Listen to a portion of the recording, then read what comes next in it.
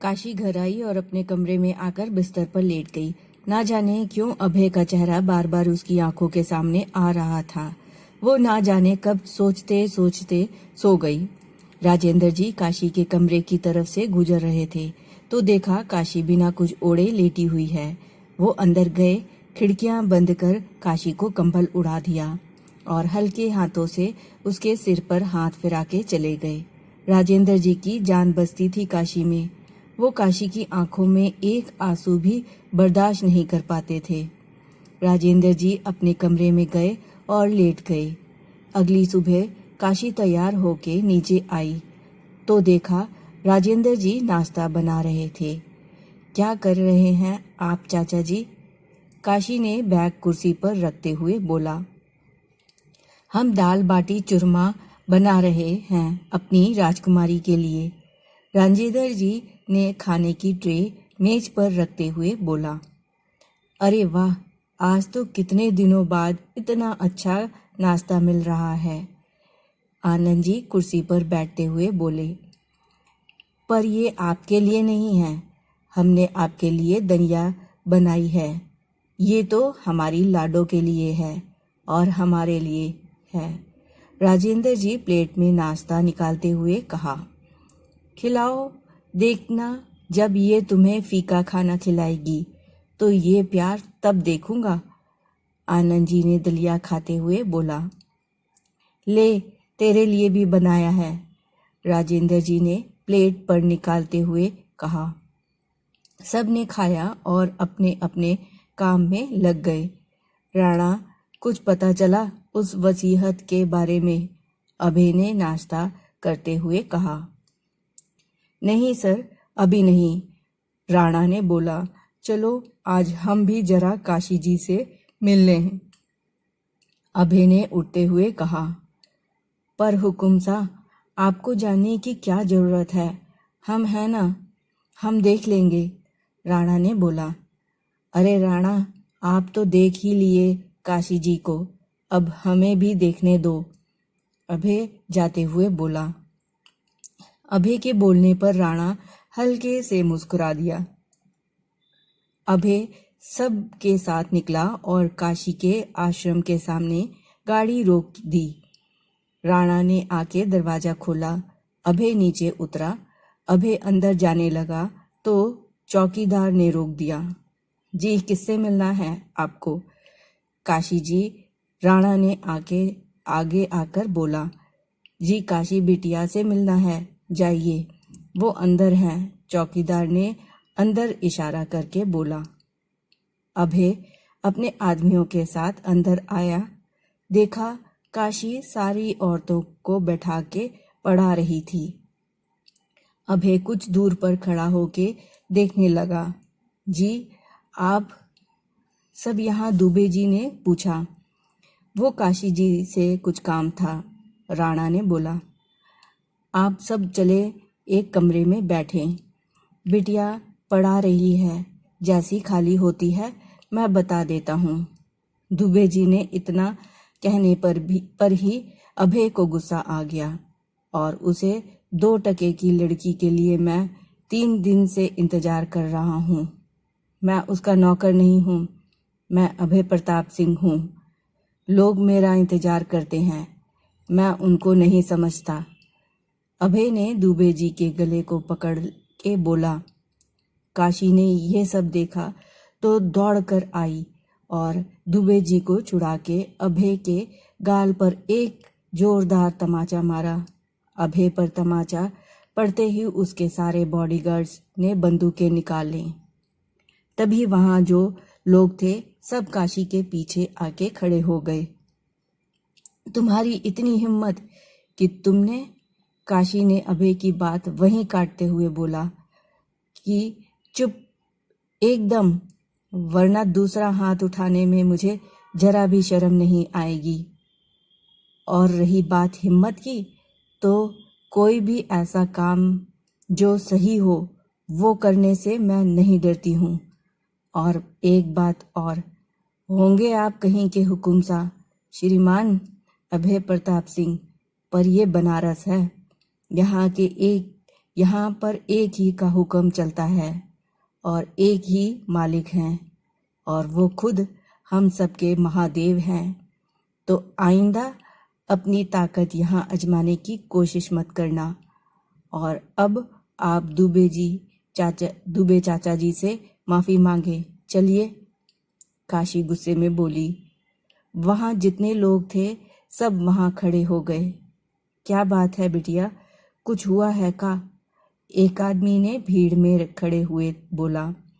अरे नहीं काका, बस ये अपने संस्कार भूल गए थे, वही याद दिला रहे हैं, और कोई बात नहीं है। काशी ने संलीनता के साथ बोला। तो तुम 2 टके की लड़की मुझसे माफ़ी मंगवा रही हो, अंजाम अच्छा नहीं होगा। अभय ने काशी को उंगली दिखाते हुए कहा। मैं कितने टके की हूँ वो तो आपको 3 दिन में पता ही चल गया होगा।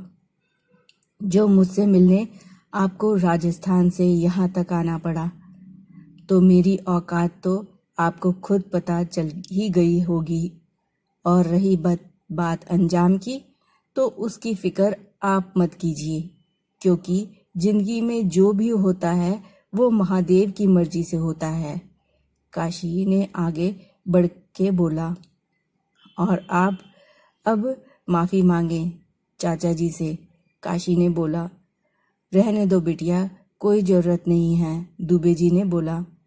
नहीं काका, बहुत ज़रूरी है, और जब तक ये माफ़ी नहीं मांग लेते तब तक ये यहाँ से कहीं नहीं जाएंगे।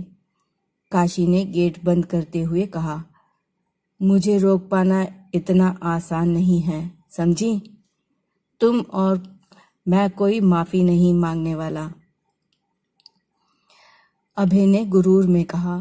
राणा जी समझाइए इन्हें, ये इनकी रियासत या राजस्थान नहीं है, ये बनारस में खड़े हैं। काशी ने दोनों हाथों को मोड़ते हुए कहा। राणा अभय के पास गया।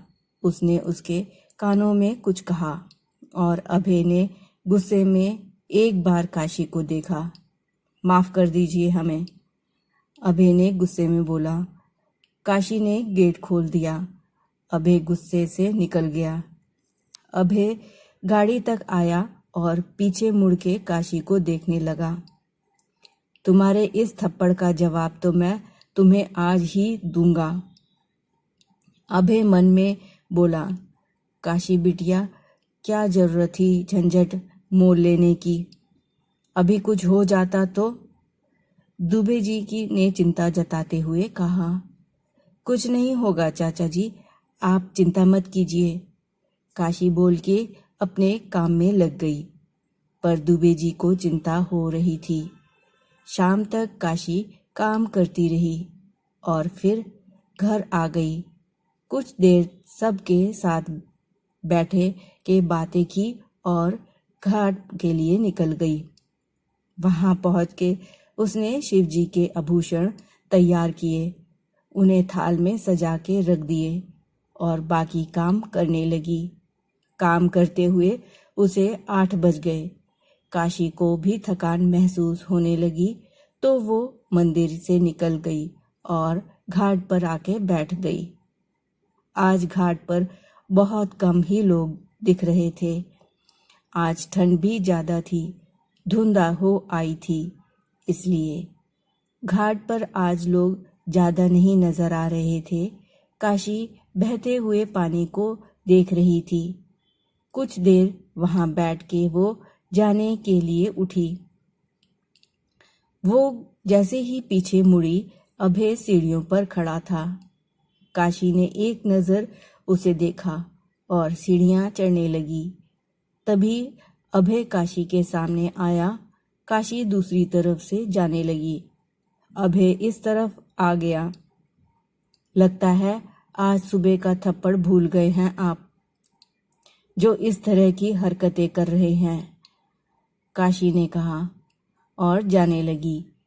अभय ने उसे पकड़ा और दीवार से लगा के खड़ा हो गया। उसके हाथों को पीछे मोड़ के, मैं कुछ नहीं भूलता मिस काशी त्रिपाठी, और आज जो थप्पड़ तुमने मुझे मारा है ना, उसी का जवाब देने आया हूँ मिस्टर पाठी। इतना बोल के अभय ने काशी के होठों को जबरदस्ती अपने होठों से छू लिया। काशी ने खुद को छुड़ा के उसे एक तमाचा और मारा तो अभय ने उसे फिर पकड़ के उसके होठों को छू लिया। जैसे ही काशी ने दोबारा हाथ उठाया तो अभय ने उसके हाथ पकड़ के अपने पास खींच लिया।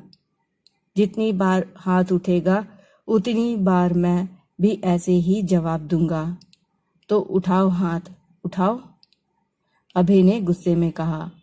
और रही बात उस जमीन की, तो वो मैं यहाँ से लेके जाऊंगा तुमसे। है दम तो रोक के दिखा दो काशी त्रिपाठी, अभय ने उसकी आंखों में देख के बोला। अभय ने देखा काशी की आंखों से आंसू बह रहे थे। अभय ने काशी का हाथ इतनी जोर से पकड़ रखा था कि उसकी चूड़ियां टूट के कुछ उसके हाथों में लग गई थी। अभय ने जब काशी के आंखों में आंसू देखा तो पता नहीं क्या हुआ उसने उसका हाथ छोड़ दिया और खुद से दूर कर दिया। एक राजपूत हो के ऐसी घटिया हरकत करते हो, आपको शर्म नहीं आई? आप जैसे इंसान को कोई कैसे पसंद कर सकता है? आप तो किसी के नफरत के लायक भी नहीं हैं। काशी इतना बोल के रोते हुए भाग गई वहां से। अभय ने काशी को जाते हुए देखा और एक जोरदार का घूसा दीवार पर मारा, जिससे उसके हाथों से खून बहने लगा। उसने जोर से काशी का नाम बोला। काशी घाट से निकल रही थी। अपना नाम सुन के वो 1 मिनट के लिए रुकी और पीछे मुड़ के देखा और भाग गई। अभय वहीं सीढ़ी पर बैठा, उसके हाथों से बहता खून गंगा के जल में मिल रहा था, पर जैसे अभय को कोई ख्याल ही नहीं था। उसके सामने काशी का चेहरा आ रहा था, जो आंसुओं से भीगा था। उसने आंखें बंद की और वहीं सीढ़ियों पर लेट गया। हवा का झोंका आया और उसे छू गया। क्यों उसके आंसू बेचैन कर रहे हैं? मैं गुस्से में था, क्यों उसके आंसू देख के मेरा गुस्सा शांत हो गया? क्यों? क्या हो रहा है मुझे? मैं उसे दर्द देने आया था और वो दर्द का एहसास यहाँ क्यों है? अभय ने अपने सीने पर हाथ मारते हुए कहा। क्या है तुम में काशी, क्या है तुम में? अभय ने चिल्लाते हुए बोला। दोस्तों, आपको ये कहानी अच्छी लगी है तो इसे एक लाइक और शेयर जरूर करें। इसकी आगे की कहानी सुनने के लिए हमारे चैनल को सब्सक्राइब कर हमसे जुड़े रहें। हमारी वीडियो पर कमेंट करने के लिए थोड़ा सा समय जरूर निकालिएगा। आपका बहुत बहुत धन्यवाद।